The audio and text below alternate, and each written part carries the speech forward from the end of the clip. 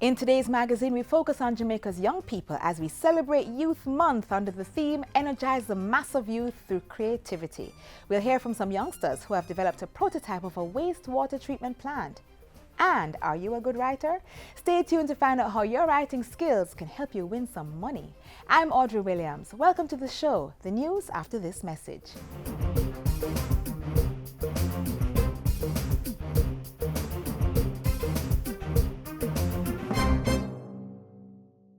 It's been 11 months. 7 years. 12 years. Since I became the most important person in the world.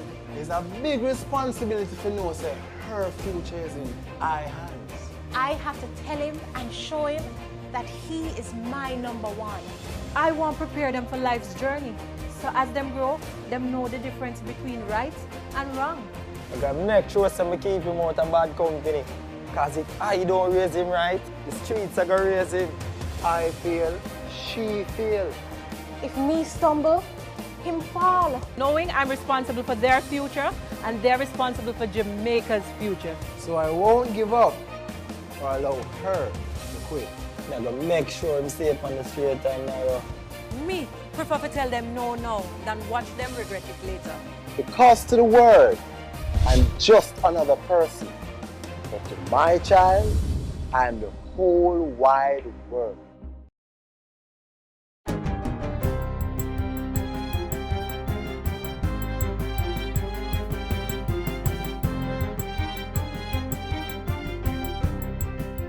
Good day, I'm Lorraine Mendez and this is your JIS News for Tuesday, November 22.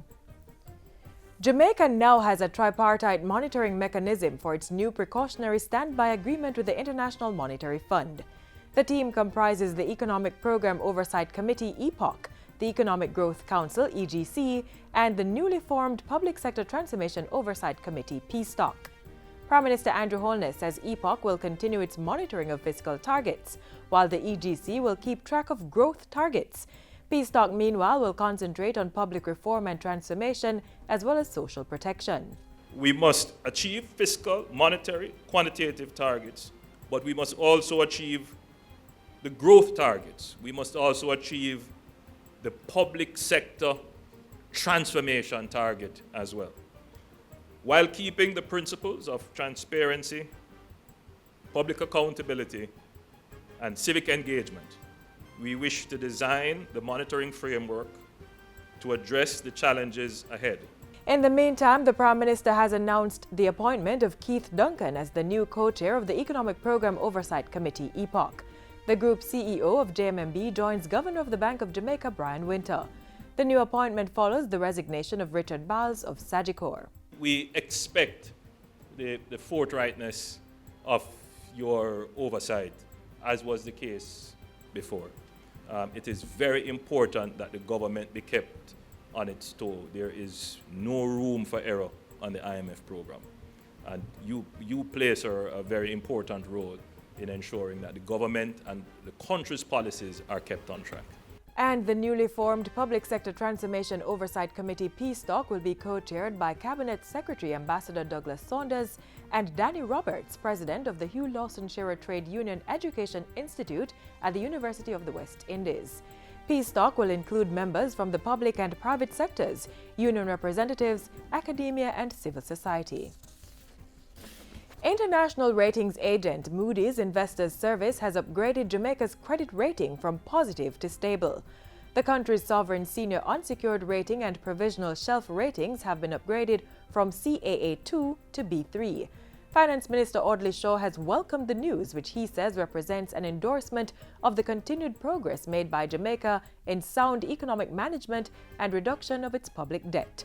The stable outlook assigned to the B3 rating reflects a balance of risks associated with a high debt and Jamaica's high susceptibility to external shocks, particularly natural disasters.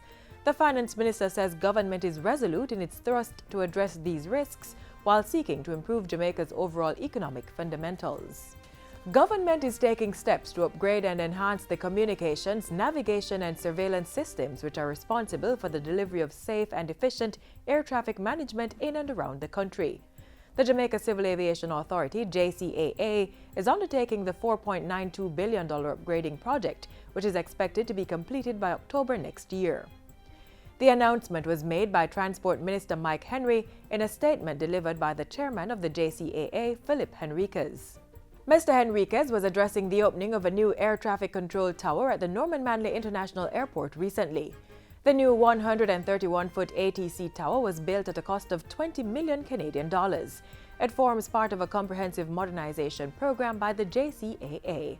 This new air traffic control tower is a symbol of modernity and the evolution of Jamaica as a powerhouse in the aerospace industry. A new air traffic control tower will also be opened at the Sangster International Airport in short order. And finally, Director of Elections Orrit Fisher is appealing to employers to not bar staff members from working as election day workers. Mr. Fisher says several persons who were selected to serve as election day workers in the November 28 local government elections have been withdrawing from their duties, having been denied permission from their employers.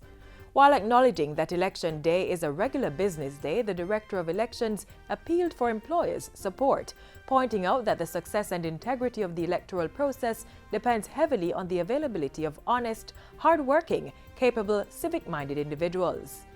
In the meantime, he says the decline in the number of workers is a concern, but is not yet at the stage where polling stations will not be adequately staffed. The Electoral Office of Jamaica is assigning workers selected as reserves to take up positions that would have been left vacant. In the public sector, employees who serve as election day workers are regarded as being on duty while performing these functions. Their absence from their substantive jobs is not treated as leave. Employers are also being reminded that employees are entitled to 3 hours time off to vote on election day in addition to the normal lunch hour. This, however, does not apply to persons who begin work at 10 a.m. or after and who leave work at 2 p.m. or before. And that's it for JIS News Today. I'm Lorraine Mendez. Thanks for watching.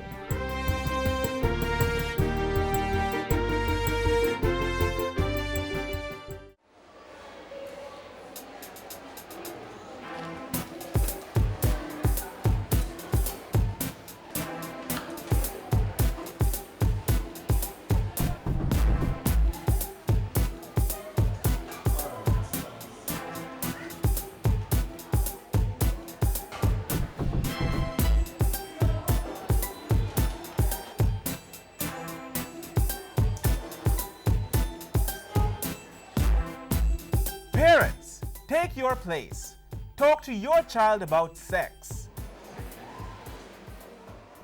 Students of the Nakalva Agricultural School have designed a wastewater treatment facility, which they hope will be rolled out across farms across the island. Let's find out more. I'm studying general agriculture. I want to be a veterinarian. Bioengineer. I want to manage my own agricultural business. They are the future of the agriculture sector and are working towards making a significant impact.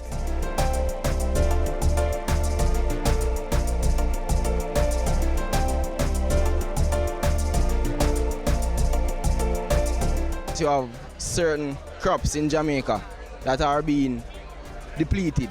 I would like to re-engineer those crops and bring them back into the world. I'm planning to do something similar to this, or if I can fine-tune the same thing and rename it into a brand that I can offer to the economy, I want to do this. This is the KISA model, a project that highlights an approach that can be taken by farmers to treat recycled water on their farms to irrigate field crops. The main purpose of this layout right here is to have an environment where we try to have less economic problems, try to build up a system that is economically and environmentally friendly. The idea and design came out of a need to implement such a system on the grounds of their Hanover-based agricultural school. The Nakalva students also believe that the KISA model will be able to sustain farmers through periods of low rainfall and drought. Here is how it will work. Say you are a pig farmer. Each time you wash the pig pen, that water can be channeled to various treatment points. The water, along with the waste substance, would then pass through a biodigester, allowing you to produce your own energy for your farm as well as manure. In the biogas digester, anaerobic bacteria breaks down or digests the material and releases a gas known as methane gas. This methane gas is then sent to the control station where our generator converts this gas into energy and is used up on the farm on a day-to-day basis. So after the biogas digester, the solid part of the material is sent to the drying bed. In the drying bed, it is left open where it can be dried completely. After it is dried, the material is then used back in our outfield and our greenhouse as organic material or manure.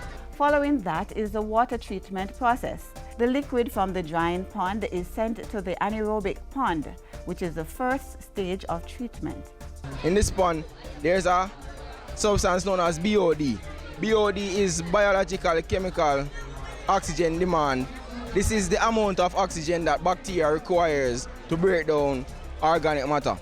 It is reduced by 85% in the anaerobic pond, and in the second pond, which is the facultative pond, it is reduced by 95%. In the facultative pond, algae is present to add additional oxygen to the water by photosynthesis. And doing this, the algae also removes nitrates and phosphate, therefore purifying the water a little further. From here, water moves to maturation ponds 1 and 2. This process is to move coliform bacteria. Anaerobic respiration occurs at the bottom of the pond. The main purpose is to reduce pathogens like bacteria, viruses, E. coli, and no chlorine. Then it will travel in a channel to storage pond, where the water stays there. This storage pond will also facilitate rainwater harvesting. This harvested water is used to lower the pH of the water stored in the storage pond, and it is also used to spread out the level of pathogen in the water. This is done because there is a recommended level of pathogen per liter in the water, and doing this will reduce the amount of concentration of pathogen in that specific liter. After the treatment of the water, it is then sent to the control station where the generator and pump is activated, and it is dispersed into our outfields and in our greenhouse irrigation system. So I believe that this is one of the best ideas that all Jamaican farmers should partake in. Not only that it is very beneficial to our economy, it is also beneficial to your pockets. To get this started, it is not really an easy process, but over a period of time you'll realize that because you are creating your own energy, you don't have to go ahead and buy water, because you're the one reusing, recycling your water, you're the one harvesting your water, you're the one treating it, so you don't have to pay to do all of those processes. It is this application of technology and innovation within the agriculture sector that is being promoted by Portfolio Minister Caenwood. We have to become technology savvy, and we have to introduce it at all elements of agriculture, because that's the only way that we are going to be on the cutting edge of competition. And the Minister Caenwood is encouraging young people to be part of this transformation by choosing areas of agriculture as careers. The future of Jamaica's agriculture must rely on the wisdom of the old, but the energy of the young. They are the ones who are going to carry this process forward.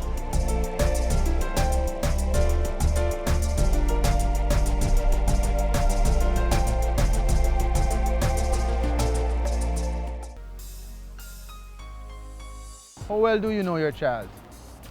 What he or she likes or dislikes? Favorite food or color? How about who their friends are? Make the time. Get to know your child. It helps to build their relationship. Makes it easy to keep them safe, and it helps their development process.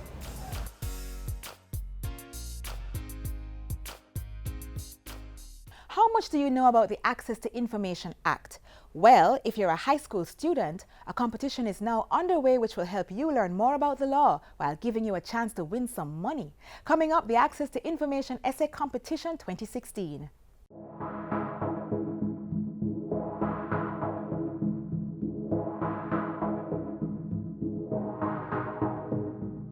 Nowadays, just about anyone can legally access most government documents thanks to the Access to Information Act. The Act, which was introduced in 2002, makes government more transparent and gives you a chance to participate in national decision-making. And that is what the Access to Information Act is really about. It's about empowering our citizens to take control of their country. It's about empowering our citizens to take control of their communities, to recognize that governance and the running of the country is not only the purview of the politician, not only the purview of a leader, but it is the purview of the citizens and those who follow. Students and researchers, both locally and internationally, have been benefiting tremendously from the right to access under the Act. Whereas in the past, government offices were sometimes slow to respond to requests for information, under the Access to Information Act, responses have been much quicker.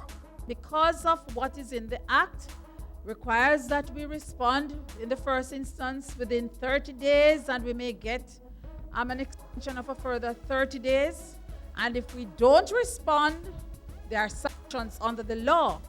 So many persons are now using the Act to ensure that we are responsive. The Access to Information Unit recently launched its annual essay competition as one way of ensuring the public is more aware of the Access to Information Act. If you are a student of a registered high school, you have until the 31st of January 2017 to submit your entry. It is hoped that this competition will stimulate young minds into considering the roles that they can play in the social, political, or civic process, and to, above all else, challenge them to think about how effectively they can contribute and give of their best whatever they are called upon to do. A former winner of the essay competition speaks of her experience as a participant. Writing the essay I entered into the competition required me to do some extensive research in the area. Research which opened my eyes to the laws, legislations, and provisions I previously was unaware of. Another major perk for participating in the competition is the cash prizes to be won. The first prize winner gets $50,000, the second place winner $30,000, and the third place winner $20,000. In addition to the knowledge gained from participating in the competition, I must add that the prizes make the work well worth it. That cash prize I received was used as the very first payment towards my tertiary education. It basically gave me the start I needed. The ministry continues to recognize and highlight the fact that our past winners have been excelling academically, and that competition of this nature allows students to express their views fluently and creatively. And these are key competencies that are required of them to participate effectively in the information economy. The topic for this year's competition is the Access to Information Act is playing a significant role in improving accountability and transparency in Jamaica. Discuss.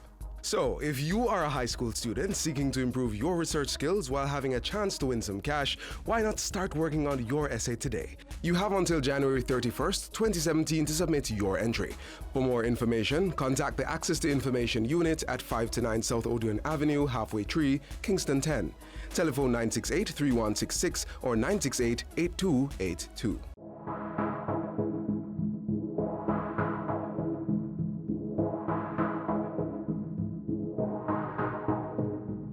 Parents, did you know your involvement can make a difference in your child's education? Yes, by simply checking on their progress with teachers, assisting with homework, and playing a part in the school community, children are encouraged to do well. All the studies show that parental involvement with their children in school leads to success. And there's no other way. Parents must take the time.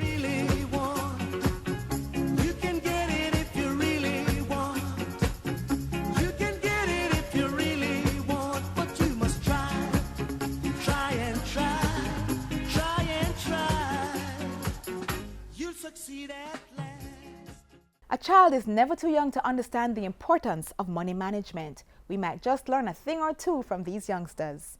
Money comes from the mint. A mint is where people make money to give to other people.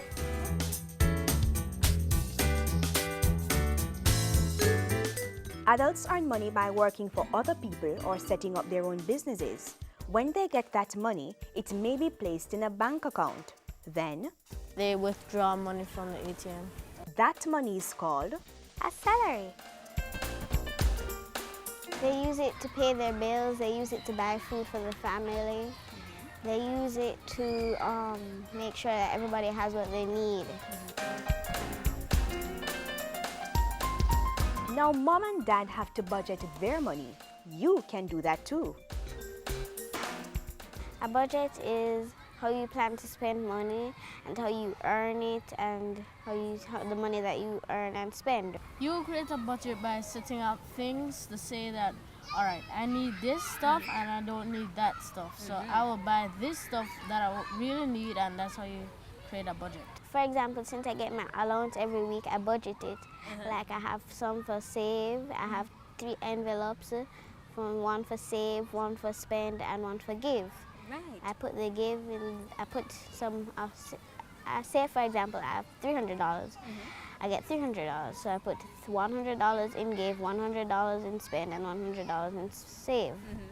And that's how I budget my money. So when I want to buy something, I look in my spend box to see if I have enough money. And for give, I would give it to churches or the Salvation Army. Mommy gives me money to spend for my spend, like for food and other costs.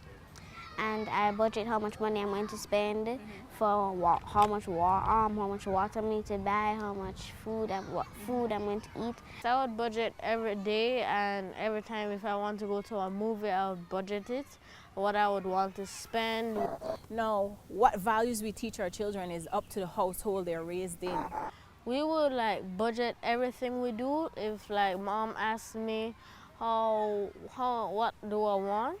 I would say I would want nachos, and she would withdraw some money.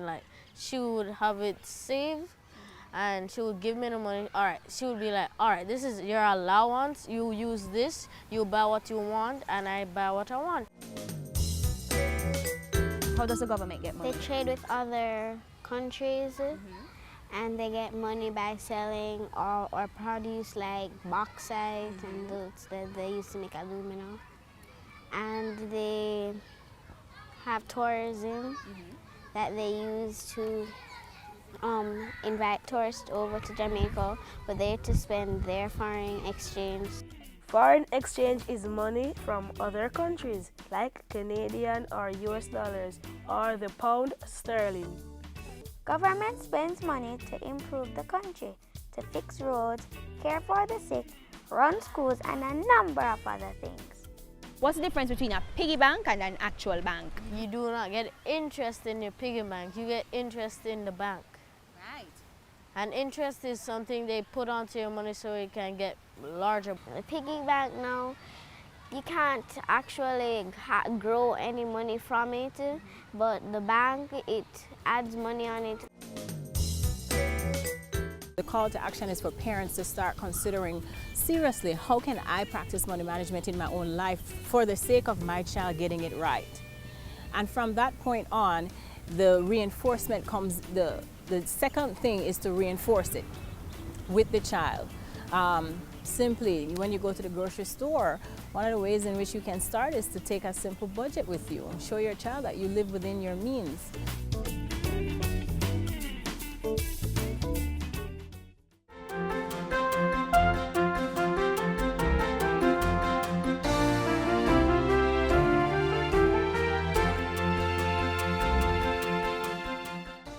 Local government elections are just around the corner. We now go outer road to get some views on the role of parish councils in national development.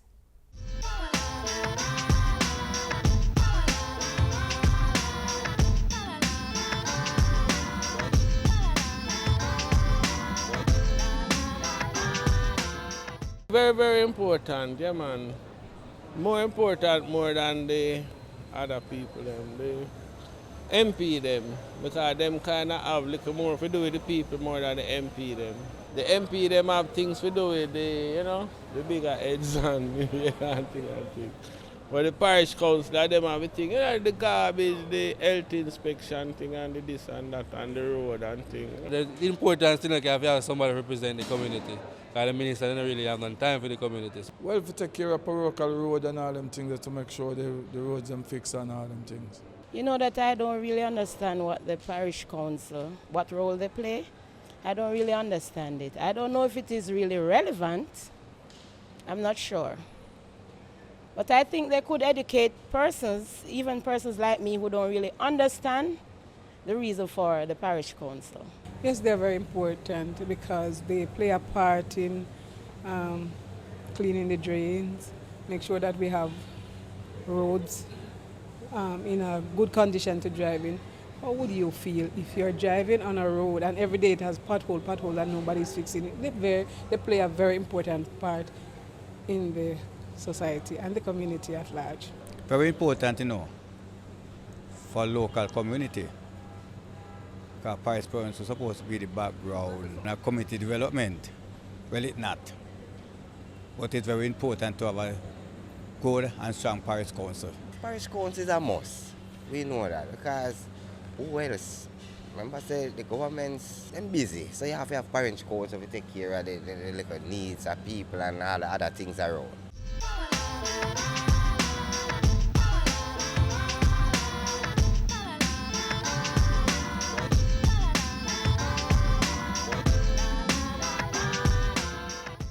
All the people them with a Zig V, hold up your hand.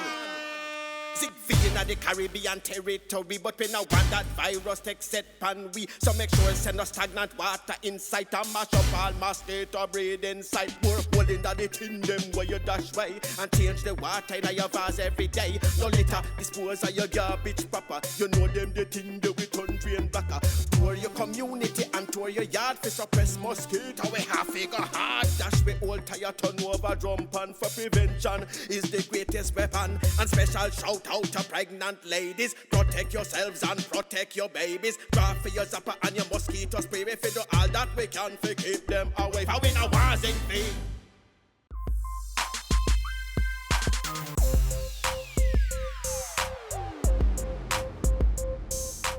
As we close the pages of Jamaica Magazine, I leave you with a thought. It is easier to build strong children than repair broken men.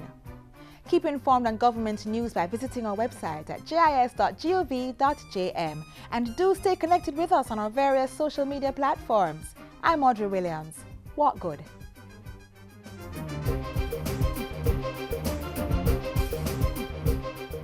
This has been a production of the Jamaica Information Service, the voice of Jamaica.